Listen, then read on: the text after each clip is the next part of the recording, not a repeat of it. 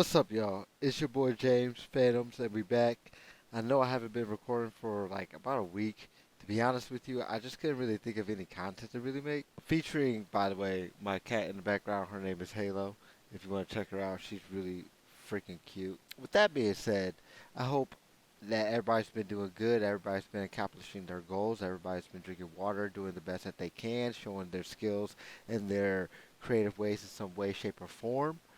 With that being said, I am doing a reaction video to The Internet Will End Soon with Pursuit of Wonder.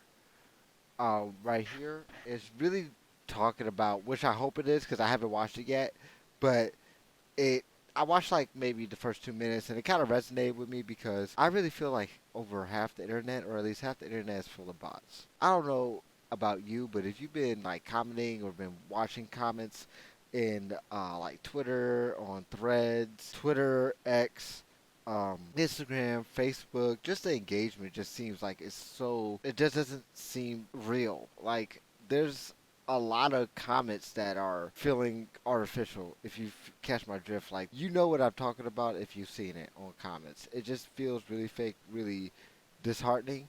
I've even seen some things on X where like there's been accounts that would react or repost with their own message. You could put your own comment with it. And I see some that are like, sorry, I cannot process a response to this. Try again later or something. Like it's AI. There's so many AI bots out here. So anyway, I digress. We're gonna get to the video. We're gonna react, like, comment, and subscribe. You know the vibes. Let's get to it. Also titled Spam, in which a husband and wife are lowered on wires into a cafe filled with Vikings. Once sat, the husband and wife ask the waitress about the meals available at the cafe. The waitress proceeds to describe each menu item to the couple. Nearly every item has the canned meat, Spam, in it. Some dishes are just Spam with multiple sides of Spam. Spam, Spam, Spam, egg, and Spam. One dish is described as. When the woman customer declares that she does not like Spam and she wants a meal without any, the waitress denies her request. Back in the 90s, like with emails, like before text messages, I'm kind of showing my age, but whatever. Before like text messaging and like FaceTime and all that, there was like chain emails. If you don't respond in the next 16 hours, you're going to get The Grudge, or the girl from The Ring, or The Grudge, whatever movie, is going to come through your TV or your monitor. It's going to kill you. Please send this to the first 16 people. Or if you don't send this email to the first 20 people, you're going to be going to HE double hockey sticks. Like, you're going to be going to, you're going to be going down. Like, it reminds me of that. Like, spam back in the day used to be atrocious. Luckily, like Google and Microsoft and a lot of other email applications that you could use, I guess you would say, have a lot of not algorithms. Well, I mean, they have a lot of things in place to block a lot of spam, even where they have like a separate folder where a lot of the spam goes to, and I will accredit them. They are pretty good at it. Although I still get some random stuff, or maybe I should just unfollow some newsletters, but I digress. Once again, let's get to it. This just reminds me of that. Suddenly, the Vikings around them begin to sing. Spam, Spam, Spam, Spam. Lovely Spam. Wonderful Spam. The interaction devolves further and further as the Vikings' chants and waitresses' screams in support of Spam increase, droning out the conversation into indiscernible absurdity. Then, the sketch essentially ends, and the customer, we can reasonably assume, does not get a meal without Spam in it. Right. Although That's this so Monty Python metaphoric. sketch had nothing to do with media or the internet, it would But it does strangely and now. powerfully Like foreshadow something like that, it has nothing to do with the media or internet, but it's so relevant to now. How I feel like the internet is because of bots. There's so much spam, and sometimes you get caught up arguing with bots. Like it's happening to me. Like, oh my gosh, even in my workplace, it's happened to me. I told people, am I battling the AI, or am I battling who not even battling? Am I debating with the AI, or am I debating with somebody who's real? And this person admitted that they were using AI. So it's like, it's just weird. forthcoming conditions of media Being and the very internet, vague. and it would Very ultimately vague. lead directly to the term spam being used in internet vernacular. In the context of media and the internet, the term spam broadly refers to excessive, irrelevant, I feel like unwanted, there's so much spam in insincere, social media, or too. repeated communication or I content. mean, it goes without saying. As a result of the Monty Python sketch, In the 1980s, in early online chat rooms, message boards, and virtual games, Man, back in the day, I used to get banned so much from online stuff. Like I was just talking about this with my nephew this weekend. He got banned from Roblox because he got asked from his friend, "What are you going to like bring to the um what do you call it? It's when everybody comes together and they have like a big feast or something. I forget what it's called. It happens a lot in the office. I know it's so stupid. It just slips my mind. But anyway, he told his friend like, "I'm gonna bring a watermelon because he likes watermelons. He likes eating watermelons." This dude got banned for a day. It was so weird. I was like, "What the heck? How you get banned for that?" And we were both laughing about it, but I told him like, don't feel too bad. I used to get banned all the time from AOL because I used to be in them chat rooms cutting up. I ain't gonna lie. I was cutting up in them chat rooms. I was talking about stuff. I was saying every single word you could think in the book, especially with somebody I didn't agree with, because I was a kid, man. Like before a teenager. Like at least with a teenager, you know what you're saying, right? You kind of know what you're saying. But with a kid, you just say anything that you heard. You just regurgitating. So with that being said, I got banned so many times. My name was Anime Dude 12212, and I remember I used to get banned from AOL. My mom used to try to connect to AOL or other people would from the family account.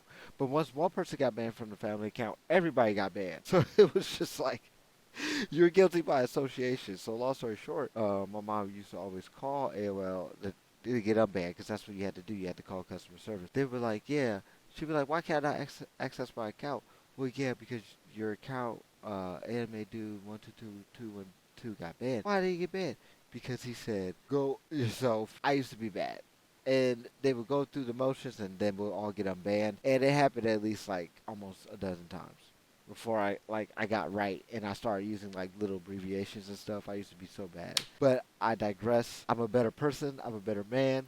Trust me, I am. Or at least I try to be. Let's get to the video. users would repeatedly type spam along with other quotes from the Monty Python sketch in order to knock the text of other unwanted users or competitors down and off screen and gatekeep discourse. Around the same time, the term spam would also come to be used to refer to the repeated and excessive posting of the same messages on file and message sharing networks. Of course, it only helps and is all the more fitting that spam, the canned meat, is highly processed and unhealthy, high in calories, right? fat, and sodium, and low in nutrients. It's not good for you, just like it's not Since the good for you 1980s, media and the internet have, of course, evolved tremendously. Between 1981 and 1989, the number of hosts connected to the internet went from hundreds to hundreds of thousands, with an increase from 80,000 to over 160,000 hosts. People used to think like back in the day that internet wasn't going to be anything. It's just crazy. It makes me think, it makes me realize that a lot of people don't really know what they want until they have it or until they see it. People, if you thought maybe years back, before there was like photos and telephones, even the most basic telephone, to tell somebody that like one day you'll be able to make a phone call across the ocean, they'll laugh at you. They'll be like, "What the hell are you talking about? What the heck are you talking about?" So it's just amazing to see like technology progress and people doubt technology. Bitcoin, for example, people used to buy pieces with Bitcoin back in the day for so low, and now one Bitcoin is like worth 60 something $1,000. It's just amazing. Like a lot of people aren't hip to new technology. You know what I mean? Like they really shun it. And from a human mentality, I've also learned that if you don't understand something, you're scared of it. So you try to dismiss it. In 1989 alone.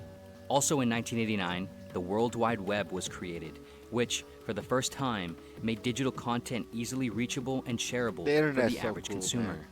By the mid-1990s, there were over My life would be 100,000 so different websites without on the the web. internet. Around 40% of American households owned a computer, which was just 15% a couple years prior.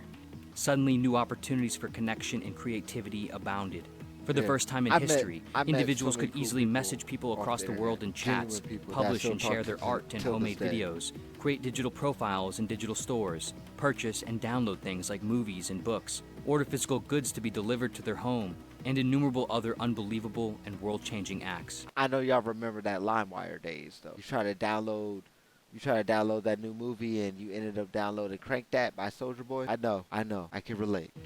Now, as of 2024, it's estimated that around 70% Or you of the download global a virus. population owns a smartphone. That's Had roughly every single 5 billion computer. people. It's also now estimated that there are well over 1 billion websites, and the average person currently spends around 6 hours and 35 minutes online every I day. believe that. I believe that. Needless to say, I the probably internet spend and about internet that or devices more, have sometimes fully way consumed less. us, It's weird. and the conditions of the internet are crucially important to the human experience. Of course, along with new opportunities for the distribution of enriching things on the internet, so too have new opportunities for the distribution of problems and hazardous content evolved on the Right, internet. because everything we One good of has to which come with is some bad, spam and unfortunately. spam-like media. That's the word that we live For in. the sake of clarity, spam and spam-like media here includes anything from unwanted emails all the way to digital content that unreasonably exploits platform algorithms, automation, and/or excessive posting, often for the sole purpose of views and engagement. The problem of That's spam what I'm saying. I feel like people got lost views and engagement in a bad way. I always tell people that you could be consistent. Being consistent is always going to be a good thing, whether it's a good or bad thing. And by it's always going to be a good thing is you're going to get really good at it. So be careful with your time and what you invest your time with and what you do with your time. Because if you're consistent with it, you will become really good at it. Trust me. Some people are natural at it and some people are trained at it. There's a difference, right? Some people just have that naturalness to it. They can just naturally pick something up. Then you have some people who have a vision for it, kind of. They have to get trained on it. They have to learn about it, and then they become great. I guess you could say in the last place, some people just have a vision. And a vision means you don't have to be the artist making it. You can support an artist, or you can fund them, or you can help them, shape them, and support them in some way, shape, or form. And that's a whole nother way of doing it. It's just really cool. might appear somewhat trivial at first, especially when considered against much darker activities and possibilities on the internet. But the increasing development and thriving of spam-like media points to a deep, holistic problem getting about so the bad. current architecture and You guys future know of if the you've been internet on Facebook and or humanity any at social large. media. I mean, The honestly, internet in its current check form any engagement. does not It's merely weird. have spam on the menu. The menu is, in many ways, increasingly that of the Monty Python cafe. All menu items on offer seem to contain spam in some form. And worse, our palates seem to be increasingly burnt and numb by this to actually desire it, to enjoy less and less of the nuanced flavors that we previously did. As both creators and consumers of media, many of us seem to want quicker, easier, and more processed content, which often doesn't Just like challenge fast or food, require but much then of after a us, while, you and we realize are fast food increasingly ain't willing to shit, ignore man. the intentions and consequences of said content. Inspired and led by philanthropic beasts, herds of Viking creators chase watch time as audiences welcome the pillaging with eager eyes. There is a theory about the internet that has recently garnered increasing notoriety, largely as a result of the mainstream introduction and I'm telling you, that popularization of ChatGPT generative is AI. it's incredible. The theory is known but as the dead internet theory. The origins of the theory primarily trace back to an anonymous thread It has a created hand in in the ending of 2021 shit. on the I promise Agora you that. Roads Macintosh Cafe forum. Its I promise origins, you that. specifics, and It'll have a hand in conspiratorial nature something about are it. rather questionable, but the broad sentiment, at least now, feels somewhat valid. Putting aside the I sound crazy conspiratorial saying and it. paranoid claims of the theory, most broadly, the theory suggests Whatever. that most online activity is fake in some way, It is. either bot activity or AI-generated content created and curated by algorithms. All them houses Because- y'all be liking that are like renovated, or these houses that be in just different places, or like before and after of stuff. That shit is not real. Most of the time, that shit is not real, y'all. I'm telling you. Because of this, according to the theory, the internet, as a source of unbridled human activity and flourishing, died somewhere around the year 2016. In that same Which year of makes sense to 2016, me. a I feel like a cybersecurity lot company of stuff. Honestly, I feel like that, at least with me, the time in my life, and I'm very involved in the digital space, that's when things kind of like started going downhill for me in all aspects outside of my personal life, but kind of relevant to my personal life. Things kind of went downhill, but like even outside of life and in the digital space, things just start getting weird. I can't really explain it. I need more time to really do a whole thing. I want to do like an original series documentary on this because I'm really passionate about this. I really feel half or over half of the internet is fake or bots at this point. Active. by the name of Imperva, in fact, did find that bots, or software applications that perform automated tasks without human intervention, accounted for over half of all online activity. That's crazy. They also found that around 30% of website visits likely came from bad bots, or programs designed to carry out harmful actions like theft and hacking. The other roughly 20% of bots, however, were found to be good bots, or bots that help monitor and upkeep aspects of the internet. This So was it's the nearly AI 10 years fighting the ago. AI, man. We can more than reasonably assume that those And they're numbers have losing. gone up since On then. It's Of course, probably these AI. A lot of companies with monitoring, they have real people and AI. The real people and AI together are losing against just AI. That's crazy, and it's just going to grow even further. I feel, sadly, because there's only so many humans, and there's only so many. I, I guess it's only so many AI because like money, right? You gotta spend money, infrastructure. So, yeah, you can't theoretically have infinite AI because you need to power all of that, and you need money. So I get that. It just kind of sucks, man. You kind of see where things are headed. percentages include the entire internet in all corners and pockets, so it's not necessarily the case that the majority of the content and websites you personally consume and visit are fake, assuming you engage in reasonably well curated and stable websites and platforms. But the point is, no matter who you are, how savvy you are, and what you do on the internet, there is no avoiding fake content and Yeah. fake traffic, and even You more you can't avoid it. You can only like sniff it out. You just know. Like my mom and my dad, they every blue moon they come to me and they're like, "Is this fake?" I got a text from this about my UPS order, my Amazon order, whoop de whoop. It's fake. Or they'll get a call from somebody who doesn't sound like, no offense at all, take it, no offense, take it, but they don't sound like they're from the United States. They want more information that they need, and sometimes they're like, yeah, you need to load like $200 on an Amazon gift card locally and then give me the code. Like, why would any legitimate multi-billion-dollar business work that way? You know what I mean? So it's a lot of BS out here. so, there is certainly no avoiding spam like content. You can't. This You year, just in can't. You just gotta 2024, know. Jack Conte, the founder and And CEO most of the time, also, I just want to add, you got to be a person before, like, the internet, before all this happened, and you'll just know. You'll know, like, this is AI. This is not real. CEO of the creator monetization platform Patreon, gave a keynote at the conference South by Southwest titled Death of the Follower and the Future of Creativity on the Web. The focus of his presentation was primarily on the development and effects of algorithmic feeds on social media and content distribution platforms. It's getting to the point. That's Specifically, why Instagram, you can't even upload pictures without and getting a lot of likes unless you're already established with, like, thousands of people following you and staying input. Because if you're any kind of creative, it's so hard to get, like, creative. It's so hard to get your stuff out without doing what the algorithm wants you to do versus what you as a creative wants to do. It's so hard. Tease me off, like, seriously, like, doesn't make any sense at this point. Instagram used to be so cool when it first came out. It used to be a platform really for creatives, and now it's just like you regurgitated stuff from Reddit, and every post kind of looks the same now, and it's just weird. Conti's argument is that major platforms like YouTube, Facebook, Instagram, and TikTok have moved primarily into algorithmic ranking-based content distribution feeds and away from follow-based feeds. In other words, internet content is distributed based on computer algorithms that rank content using metrics of engagement like watch time, and Yeah. not based on people selectively and intentionally curating what is shown to them based on who they follow or subscribe to.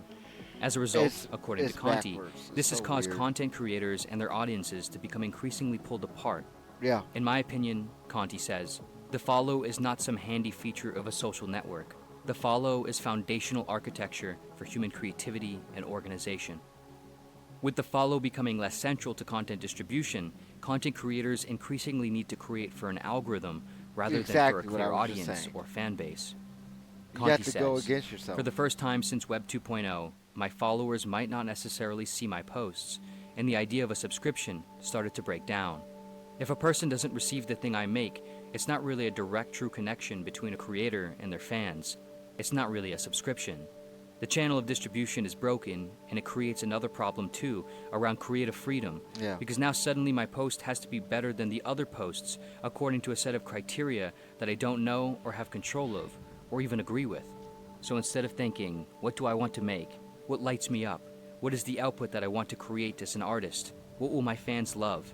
Instead of thinking about those questions, now, in the back of my mind, I'm thinking, what will the ranking algorithm favor?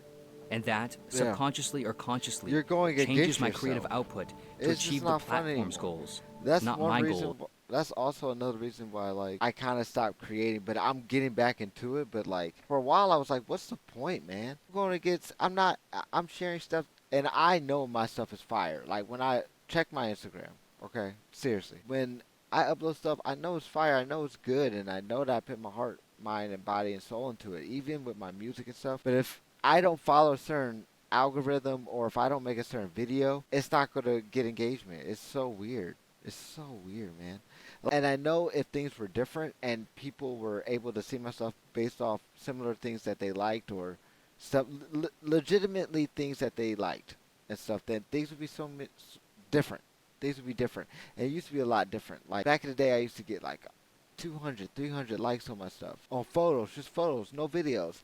But now, ever since Instagram over the years changed their whole thing to just a video platform, you can forget just uploading pictures and thinking you go get engagement. You better make some videos and stuff. You better do your little song and dance. As a creator. The primary goal for almost all social media platforms is to make money. The primary means of achieving this goal for most platforms is through advertising revenue. And the primary means of generating, sustaining, and growing ad revenue is by attracting as many users to the platform and then keeping users on the platform as long as possible. At the scale of major social media platforms, algorithmic-based ranking feeds seems to achieve this the best. As a result, algorithms have increasingly taken control over what we see and the direction in which online media and content goes. We are thus being increasingly led by these algorithms with no clear aim in terms of benefit to the individual or culture at large. The cause and endgame are merely profitability. Of course, algorithms are not inherently bad, and they could provide great opportunities for things like discoverability for creators and consumers. Furthermore, pursuing watch time in algorithms isn't inherently always bad either, as it can be useful for improving one's work. But a major problem is, under these conditions, one of the forms of media and content that prospers is either full-on spam or media that has a flavor of spam to it. Most of the time it's not that though. Most of the time it's not that. And if it is, it's hidden by a subscription. So in order to appease algorithms and either forge or maintain a career in social relevancy, creators might change their content format, category, or topics. I'm not going to change my content format. I might change it every now and again, but honestly, I'm always going to be, for the most part, who I am. I might have, you might see different versions of me. It all ties down to me. You're going to know it's me. I don't care about nothing like that. I'd rather stay true and authentic to myself and just hope for the best. You know, real recognize real. They're primarily interested in to what's popular and what works, often leading to blatant copying, repetitiveness, redundancy, dumbing down, carelessness, or excessively frequent posting. Otherwise, they might risk inevitably being overlooked by the algorithms and forgotten by anyone who is not in their most core audience. These problems of fake traffic, algorithmic disconnect, and spam media have only become increasingly worse with the introduction and mainstream use of generative AI. Now, AI models can message humans in chats and message other AI models, create digital art and video. I got them AI bots in my homie's Wolf server. Like I got some.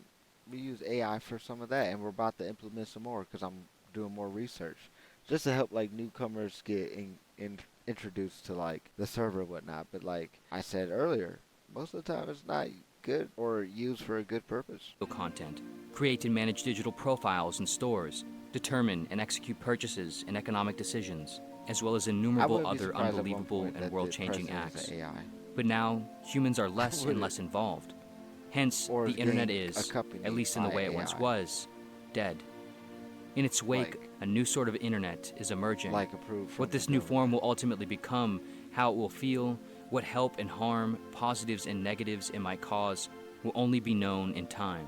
But what does appear to be certain is that AI is only going to get better, and the problems of disconnection, fakeness, and spam-like media are only going to get worse. Of course, generative AI is not all bad, and there are countless great applications for it, both currently and foreseeably. But if we are not careful, more than anything else, our digital diets will continue to become unhealthier and unhealthier. It will be increasingly difficult to hear and make sense of anything, to want to hear and make sense of anything, to find and get what we want to order.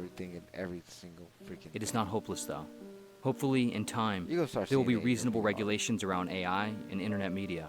Hopefully, new technologies will also help mitigate against some of the existing and forthcoming problems and execute effectively on reasonable policies and cultural expectations. If history is to be considered, it seems that this is certainly on the table of possibilities. But of course, If history is to be considered, regulations and new technologies designed to restrain bad actors and bad technologies are always, at least a little, behind the people and technologies they are designed to catch. Yeah. Perhaps in some sense, at least for now, it is up to us, creators and consumers of I mean, content, it's up to us, founders but like, and what are we users gonna of do? platforms. For real. There is a famous saying that we are the average of the 5 people we spend the most time with. Mm. A more up-to-date version of this might be that we are the average of the 5 creators and 5 content categories we spend the most time on the internet consuming. Arguably, now He might be spinning with that. He might be spinning. I might have to take that and run with it. He might be. That makes so much sense in the social media aspect. He's spinning. to the future, making He decisions saved that about for what we the end. do I and know he engage did. with on the internet will be as crucial as the decisions we make regarding our friends and associates. Of course, in some sense, this has always been the case, and determining what media we consume has always been crucial. But crucial is a spectrum, and now it is highly. Ultimately, who cares if the dead internet theory is true or not? Who cares do. if the old internet is dead or I not? don't want to end up because it's just bots the whole time. I care. There better be an oasis or something. Like the real internet, like the Bible. You got the Old Testament and the New Testament. You can have the old internet and the new internet. Keep all them AI and shit on the new one. Not. What matters, arguably, is whether we can and will sustain what matters in new ways in the new conditions of the world and technology. And what matters is what matters to us, our humanity at its truest and deepest levels. Exactly. As humans, we want to create, communicate, and connect with each other, unabridged and unbridled. We want reasonably healthy and sustainable relationships with others, with ourselves, and with the networks of the world, both physical and digital. We want honesty, we want genuineness, we want symbiosis, we want prosperity. The internet is and can still be a place where this happens. Of course, there will always be the spam cafes, and spam will likely find its way on most menus, and most of us will likely indulge in it on occasion. But like everything else, Facts. with discipline, hope, and effort, we can still eat healthy diets. We can still build beautiful restaurants and eateries and communities with minimal spam on the menus. We can still break bread together in meaningful ways. Because it's like you can't stop it. It's gonna happen. Like it's just gonna happen. But that does not mean there can't be places where it doesn't, or it's heavily discouraged. So you can still don't, despite everything that is ahead of you, still carry on forward until dawn, as some might say. In the words of Conti, the hardest lesson I have learned as a creative person and as an operator and CEO over the last 10 years is Congratulations. to know That's and big. trust what I want That's and to big. be true to that over time. It's easier said than done, but don't let somebody else tell you what you want, because then you'll end up with what they want instead of what you want. Yeah, and then when you do that, you lose yourself, and then you forget what you like and what you don't like, and what you like to do and what you don't like to do. Like you lose yourself. You become something that you're not. You can't lose yourself. On a somewhat more direct, hazardous level, one problem area where spam inevitably shows up for all of us is junk messages. Emails, robocalls, texts, physical mail, and so on. This sort But with that being said, I mean that's pretty much the end of the video. I'm gonna try my best to make like a log off original series based off of this because I'm really passionate about this and I want to talk about it before it really takes off in the way that I think it's going to. Doing like more original series type videos. That's going to take more time, so please be patient with me. I'm going to be doing more reactions and more motivational videos, and I have some other stuff tucked in, like I said, from the beginning. So I hope you guys like the video. I think that you guys could kind of agree with me. Just after this, take some time to look at the engagement of other posts and whatnot. Just look at it. It's so different. It's so weird since 2016. Or even before that. It's just weird to now. It just doesn't feel real. So with that being said, like, comment, subscribe, and subscribe. Always focus, never falter. Peace.